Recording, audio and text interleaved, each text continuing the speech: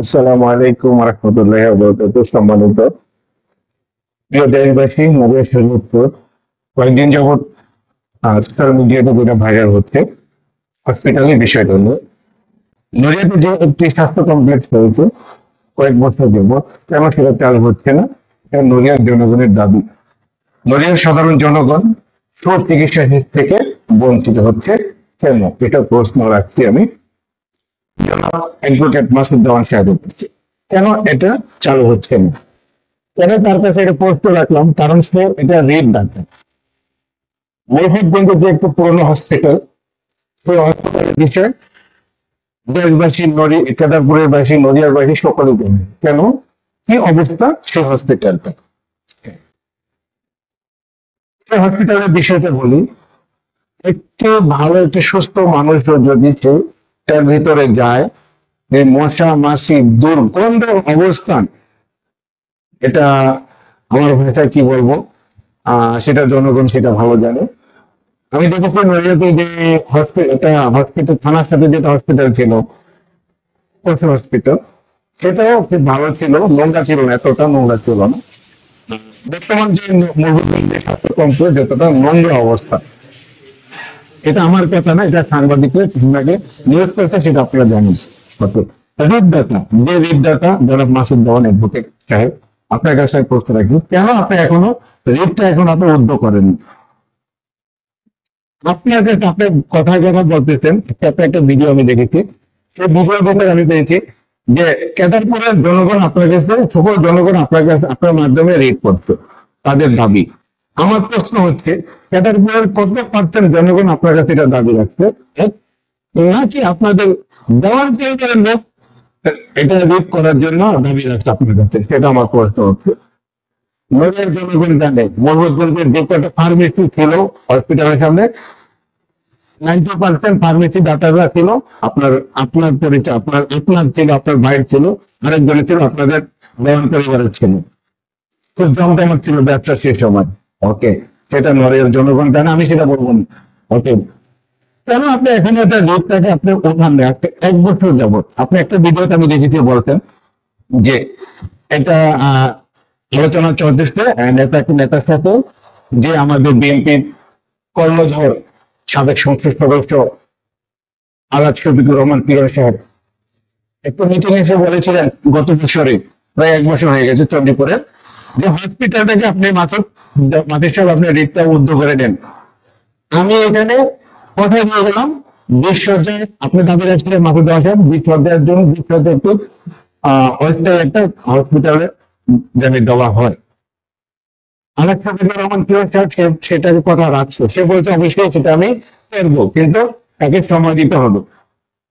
এখন রাজনৈতিক কোন গভর্নমেন্ট কি অবস্থা আছে সেটা জনগণ জানে। বিএনপি ক্ষমতা আসলে অবশ্যই শফিকুর রহমানের অর্ডার নিয়েছেন, সেটা করবে। আপনি রেটটাকে উদ্ধ করে নিন, এক বছর যাবত হয়ে গেল, কেন আপনি রেটটাকে উদ্ধ করেন? আপনার স্বার্থটা কোথায়? কেদারপুরের কত পার্সেন্ট জনগণ আপনার কাছে সেটা লিখিত দরখাস্ত জানাইছে? কত পার্সেন্ট লোক বলে যাবেন? নাম্বার 2 আছে, আপনি যদি জনগণের সেবক হয়ে থাকেন, আপনি অবশ্যই আপনি লিগাল কথা বলবেন। আপনি অ্যাডভোকেট, একজন অ্যাডভোকেট লোক। নদিয়াতে হাজার হাজার কোটি টাকা যে নদিয়া স্বাস্থ্য কমপ্লেক্সে নতুন হয়েছে, মেশিনারি জিনিসপত্র সব নষ্ট হচ্ছে কেন? জনগণ চিকিৎসা থেকে বঞ্চিত হচ্ছে, শুধু আপনার কারণে আমি বলবো। জনগণ চিকিৎসা থেকে বঞ্চিত হচ্ছে শুধু আপনার কারণে।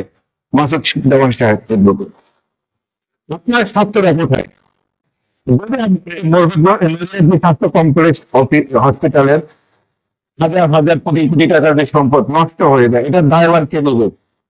না পাচ্ছে জনগণ সুচিকিৎসা, নষ্ট হচ্ছে সরকারি জিনিসপত্র, কোষাধ্যক্ষ, এটার দায়ভার কে নেবে? মাসুদ দেওয়ান সাহেব, আপনি ভেবে দেখবেন, আরেকবার ভেবে দেখবেন, আরেকবার ভেবে দেখবেন। আপনি যদি জনগণের সেবা করে থাকেন, জনগণ সুচিকিৎসা থেকে বঞ্চিত হচ্ছে, আপনার হাতে টাকা পয়সা অনেক মানুষ, আপনি হয়তো আপনি ঢাকাতে চলে যাবেন, কিন্তু সাধারণ জনগণের কি অবস্থা আপনি একবার ভেবে দেখছেন? দেখেননি, তাহলে আপনি জনগণের সেবক কিভাবে হবেন? আপনি জনগণের সেবক হন, জনগণ আপনাকে চাবেন। আপনি যে আপনি যে আশা নিয়ে বসে আছেন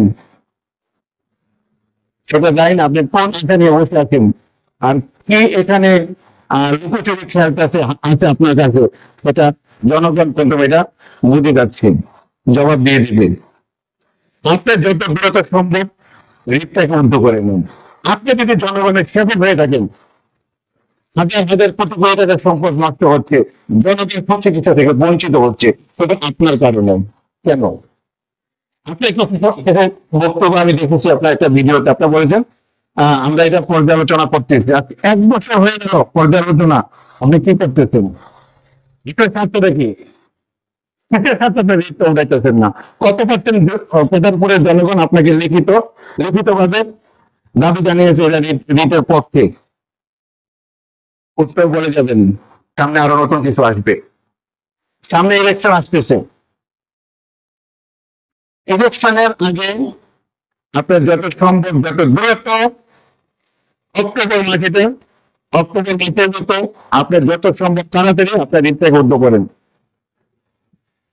আপনি যে প্লাস পয়েন্ট মাইনাস পয়েন্ট নিয়ে আপনি খেলতেছেন সেটা হয়তো আপনি ভালো জানেন, কিন্তু জনগণের দুর্ভোগ কষ্ট, জনগণ যদি একবার দাঁড়িয়ে যায় আপনি কোনো মাসুদ জামান সাহেব পার পাবেন না, সরকার কিন্তু আপনাকে পার দেবে না। Be careful. আর একটা কথা আপনি বললেন, আপনি দুর্নীতির রাজনীতি অনেকদিন যাবত আপনি করছেন, আপনি একজন স্বচ্ছ রাজনীতিবিদ। হ্যাঁ, আমি আপনাকে এটা ধন্যবাদ জানি। হ্যাঁ, আপনি একজন স্বচ্ছ রাজনীতিবিদ, সেটা আমি ধন্যবাদ জানি। আপনার গায়ে কোনো কাদা ধুলা এই 17 বছরের আগে নেই, এটা রাজনীতির ভাষা হতে পারে না।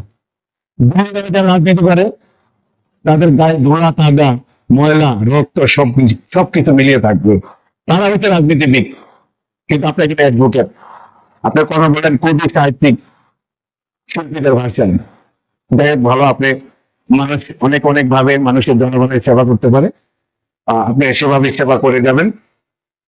আপনাকে আমি ভালোভাবে চিনি, আপনি আমাকে ভালোভাবে চিনুন, কিন্তু আমি চাই আমার বাপ দাদের সম্পদ না ওই নড়িয়া হসপিটাল, আমার ব্যাংকের সম্পদ না, এটা আমার নড়িয়ার সম্পদ, আমার দেশের সম্পদ।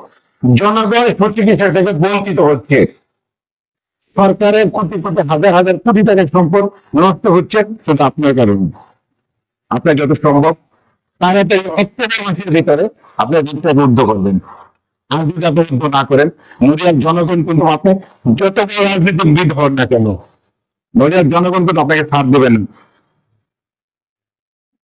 ওখানে একটা সাংঘাতিক নিয়োগ করেছে যে মহিবুদ্দিন হসপিটালের কি অবস্থা, কি অবস্থা, ওষুধ পানি এত কিচ্ছু নাই, লাইটও জ্বলেন, কি অবস্থা। আপনার দিকে হসপিটালের জন্য এত মায়া মমতা মহব্বত থেকে থাকে, আপনি ভালোভাবে কিছু করেন।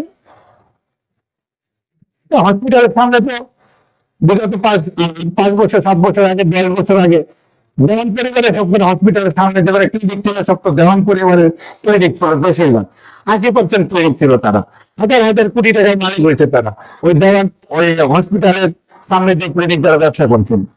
কেন? আপনি এটা পারমিশন ছিল, অনেক টাকা কামাইছেন, ইনকাম করছেন। এখন হসপিটালের জন্য এতদিন কষ্ট লাগে, হসপিটালের জন্য 500 টাকা কিছু করেন আপনাদের পরিবাররা, সেটা তো করতে পারবেন না, সেটা তো করতে পারবেন না। যাই হোক, ধন্যবাদ, অনেক কথা বললাম, ভুল ত্রুটি হলে আপনি ক্ষমা করবেন। নদীবাসীর জন্য সবসময় সজাগ থাকবো আমি, আর কেউ না বলে আমি আরেক সিদ্ধান্ত নদীবাসীর জন্য সব কথা লিগের কথা আমি বলে যাবো, যতদিন বাঁচবো লিগের কথা বলে যাবো, সব কথা বলে যাবো, সব পথে চলুন, সব বই হোক দেখেন। ধন্যবাদ, ভালো থাকবেন। আসসালামু আলাইকুম ওয়া রাহমাতুল্লাহি ওয়া বারাকাতুহু।